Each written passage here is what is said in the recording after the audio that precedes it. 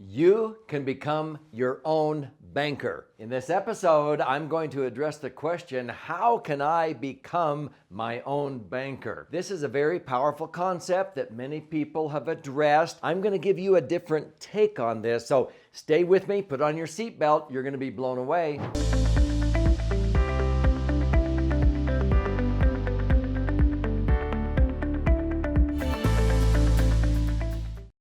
I'm Doug Andrew, and I've written 11 books so far. My goal is to write a book every year the rest of my life. But this is one of my favorite topics, and I cover it in different ways in all of my various publications. My most recent book, The Laser Fund, has some really good examples in it, and at the end, if you stay with me, I'll show you how you can get a free copy of this book sent out to you. But the banking concept is something that's not new, but a lot of people don't really understand it or how to capitalize on the ability to make money through what is called arbitrage. Now, what is that? That sounds scary. Arbitrage has been around for centuries.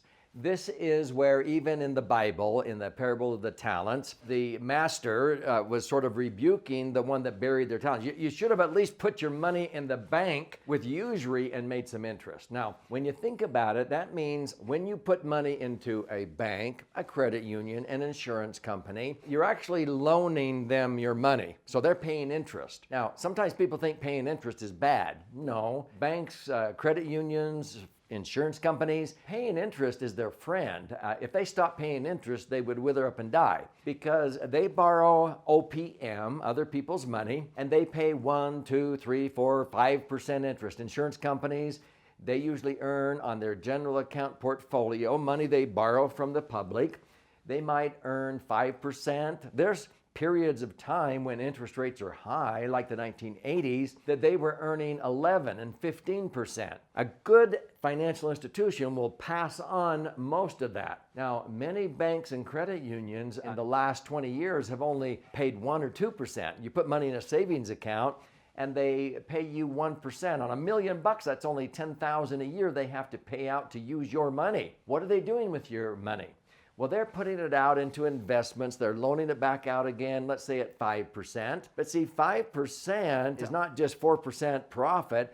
It is actually 500% because on every million, they pay 10 grand, but they're making 50 grand. How much more is 50 grand than 10,000? It's 500% more. So this is the concept behind becoming your own banker. And there are authors like Nelson Nash. I've met him. He has used this term infinite banking concept.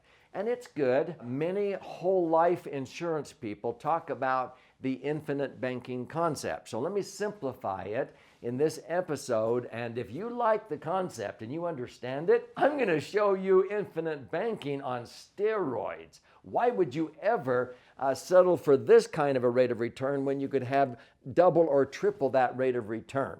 So stay with me here. I'm going to illustrate. So for long-term investing, a lot of people understand the merits of socking away money into tax-favored vehicles such as life insurance, contracts, or policies. Now, to be honest with you, when I started out in my profession back in 1974, I was a big buy term, invest the difference type of a proponent until I found out in 1980 how E.F. Hutton sort of designed buy term, invest the difference under a tax-free umbrella. That's in another episode. But when you put money into an insurance contract for living benefits, what you're doing is you're taking the least amount of insurance the IRS will let you get away with under the Internal Revenue Code, and you're putting in the most premiums as fast as they allow. And then an insurance policy can turn into a cash cow. Most people buy life insurance, and it's simply for the death benefit. You try to get this much insurance for the least premium in case you die. E.F. Hutton realized that insurance policies were the only financial vehicle that allows the person to accumulate their money tax-free. All the growth is tax-free. You can take out your money tax-free if you do it the smart way. And when you die, it increases in value. It doubles, triples, or whatever, and transfers tax-free to your beneficiaries. Nothing else does that. But traditionally, up until 1980, most whole life insurance only paid maybe 2.5%, 3.5% interest. In the Great Depression, they did come through with flying colors when some banks, in fact, banks closed, only 60% opened their doors again. But see, the insurance industry is sort of the backbone of America. It's the backbone of the world because they have weathered through this. Where I put my money in these insurance contracts, these companies, many of them have been around for 130, 140, 150 years. They've weathered the Great Depression. In 2008, when the federal government was concerned because 400 banks went under and 900 more were on the watch list, the federal government asked the 5 major banks in America where they had their tier 1 assets for liquidity and safety. This is money they have to have on hand, liquid and safe in case of a run on the bank, a panic. Guess where they had it? In bank-owned life insurance contracts. For the death benefit? No, for the living benefit. Banks were borrowing our money at 1%, putting it into insurance companies and increasing the safety by 6 notches. AAA rated institutions, and most banks were only rated BBB, and they were earning 5%. How much more is 5 than 1? It's 500% more. Every million they're making 50 grand, it only cost them 10,000. Well, that's the same type of banking concept you can do when you own a maximum funded insurance contract. And I have averaged between 7% up to 11% rates of return. There's some years I make 25%. But in the last 25 years, by using the strategies I teach in my episodes, I've averaged 10.17% net cash on cash rate of return. That means every million generates $100,000 a year of tax-free income if I needed the income. The IRS knows I receive it and they know it's tax-free. That's pretty good, a 10% payout tax-free. Now, if you're sitting there and you're going, oh, I've never seen one of those, you need to watch some of my other episodes or get a copy of my book and I'll send one out to you free. But let me show you what savvy people do to use this infinite banking concept. So what I do, and many people do this, is they keep their working capital, their money, in a liquid safe investment in a maximum funded insurance policy. I prefer indexed universal life, and I'll show you why. If I sock away $500 a month or $100,000 and I let it sit and grow, I'm going to use an example here where I have $1 million accumulated in my insurance policy in tax-free accumulation. This is my cash value. Now, if I have that $1 million and I'm running my business, or I want to buy equipment, or I want to tie up a piece of real estate like some of my clients do, I need to go borrow $1 million or withdraw $1 million. Now, these savvy people, they can come and say, Doug, I need $1 million out of my insurance policy. And I say, how quick do you need it? If they say, oh, a week or so, then I just send them the form. Otherwise, if they say tomorrow, I can do an electronic funds transfer or a phone call to do this. But the savvy ones, they say, okay, send me the form. It's a one-page form. They put their name on the form. They put their policy number, account number on there. And then there's one of 2 boxes to check. The insurance company asks, did you want to withdraw $1 million or did you want to borrow $1 million? Guess which box they check? Borrow.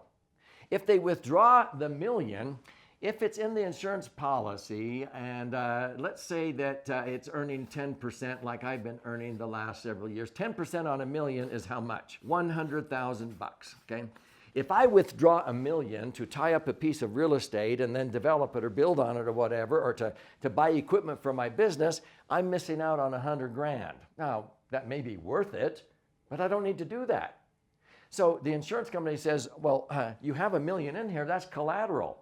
We'll loan you the equivalent of your cash, and your cash will just stay here. So they loan me $1 million. People say, borrow your own money? Why would you do that? Here's why. Because if I borrow $1 million, I have one of 2 choices. I can borrow that out, and I can tell them, you know what? They have to charge a reasonable interest rate in the code in order to do that. Many times that's been at 2%. So if I borrow $1 million, they're going to charge me $20,000. They just automatically deduct it. But the $1 million in there, on that portion, they'll credit me 2%. So what they do is they give me 2% interest on my $1 million that has been collateralizing the loan. That's called a zero-wash loan. They charge me 20, they credit me 20. It cost me nothing to borrow my money. But that's not what I do. You want to see what I do? I say, well, I want to leave the $1 million there and link it to an index. because I know I can usually average 10%. So the million stays in the policy and earns 10%. I make my 100,000. I make 100,000 on my money while I'm still using my money.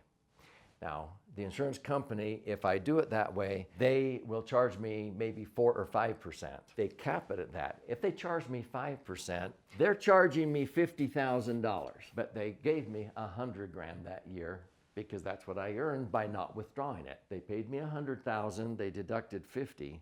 I made 50,000. How much more is 150? I made 50,000 bucks of interest on my million while I was using my million to do whatever I do in my business. Does this make sense? In 2017, I had several clients who borrowed money, $1 million out of their insurance policy to tie up real estate, to invest in their business. The insurance company charged them 5%. 5%, 50,000. But do you know what their indexed universal life insurance policies earned that year? 25. Some only earned 16. I had a fellow who earned 25%. He earned $250,000 of interest. The 250,000 minus the 50, he netted 200,000, a 20% tax-free rate of return on his million while he was using his million for other things. So with the infinite banking concept, most people are using whole life insurance, which is okay. But with whole life insurance, you're borrowing at a lower rate, but you're earning a much lower rate. Whole life insurance policies don't earn 10, they don't earn 25, they don't earn 16.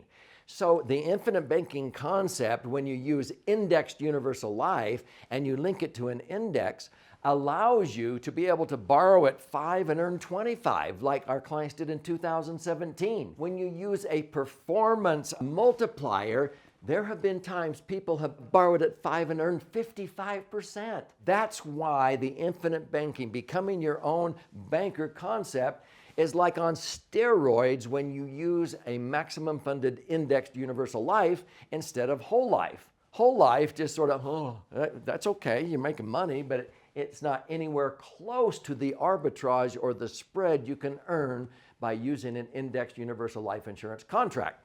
It's what I call the laser fund. If this is arousing curiosity, I would strongly recommend you read this book and watch some of my other educational episodes. I want you to go to laserfund.com, and you can get a free copy sent out to you. You just pay $5.95 shipping and handling.